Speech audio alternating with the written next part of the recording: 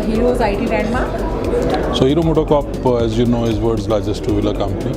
So we've been using lots of technology since ages.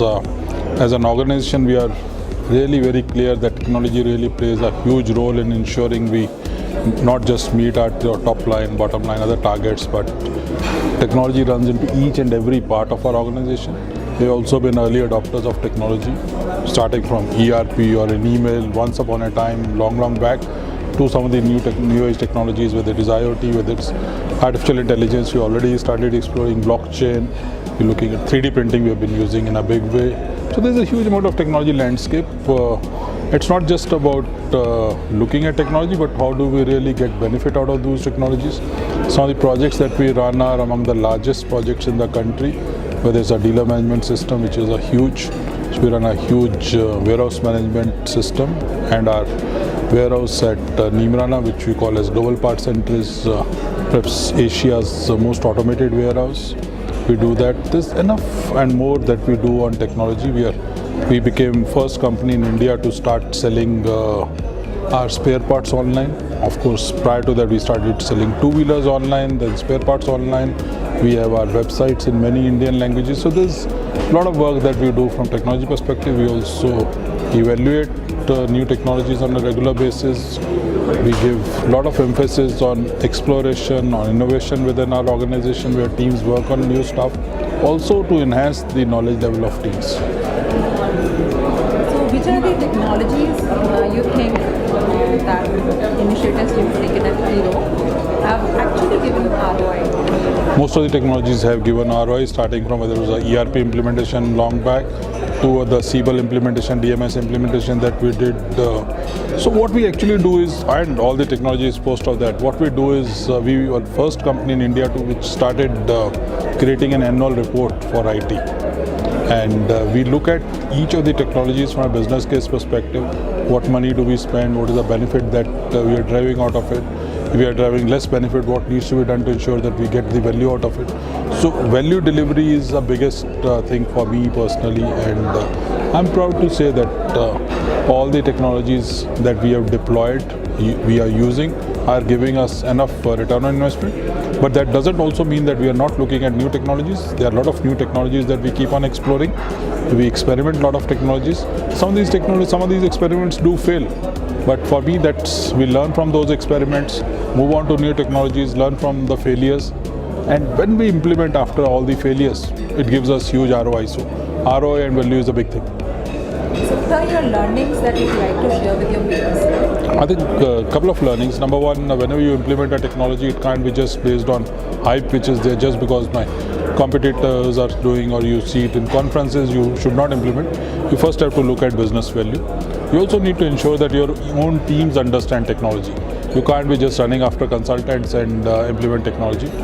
Ownership of business from technology perspective is very high and required, because you can't say that this implementation is done only by IT, because IT will only go up to that.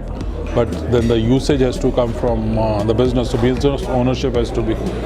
When you are in the process of implementation of technologies, you need to ensure that you train your users, you test the softwares, you test the entire performance and everything in a huge way so that it doesn't face problems. And lastly, it's not about technology implementation. None of these projects are about technology implementation, while they are about change management, but at the end of the day, they are about value delivery. They are, to the business, they have to deliver value. So do the projects only when you have a value proposition attached to it. What is the current state of automobile industry in India? And where we are heading? From a technology perspective, I think what we have done is, if I look from our own perspective, 2014, we started a project called AutoDX, which is for Indian auto industry. So I head the IT for Indian auto industry. So I'm chairman for IT group of Siam. So we do work, the entire IT industry, whether it is OEMs or the suppliers, work very collaboratively, all of us. And each one of us wants to ensure that the entire auto industry's IT goes up. Right now, of course, there are some companies which might be at the top, some are laggards, but all of us are working together to ensure that the entire automotive industry's IT goes up.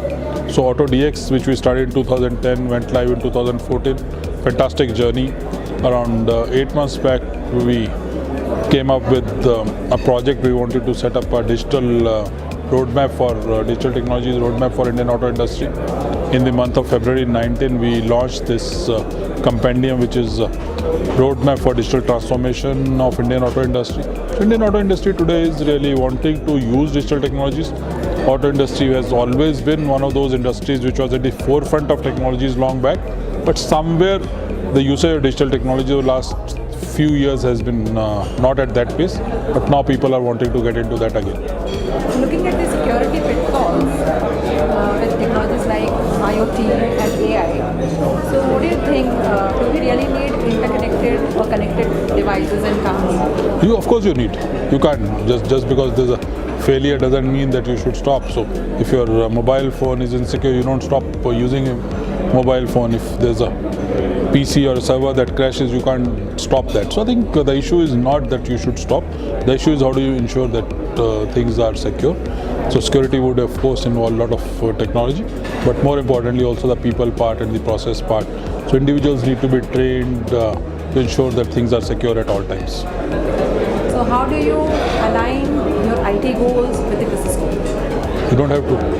The business goals would lead to IT goals. The alignment only happens if they are working on two different tracks. I personally am part of the leadership team. Over there, all of us discuss as to what should be our business goals. We don't discuss IT goals. We just discuss business goals, that this is what our business goals are. And then we discuss that to support these business goals, what should IT do? And that is a derivative of IT goals. That's why you don't have to align, because business goals, IT goals are actually a part of business goals. Do you think in India we are ready for adopting these technologies? Of course, yes. Of course, yes. I'm convinced, more than convinced.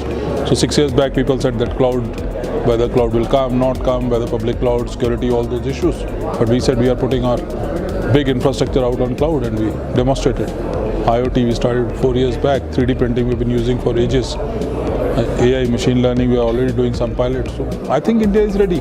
And even if some of these technologies which are being developed so-called in the Western world, people who are developing are either sitting in India or Indians sitting out there.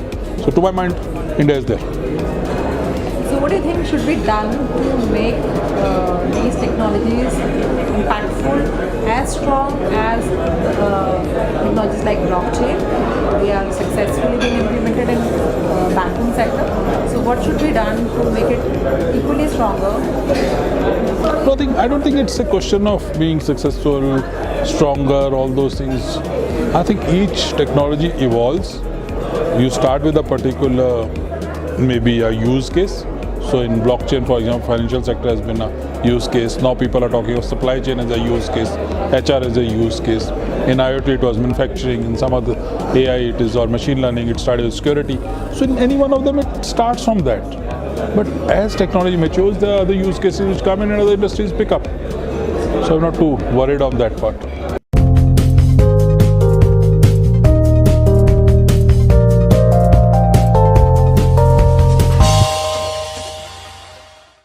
For more updates from CXO TV, please like and subscribe to our channel.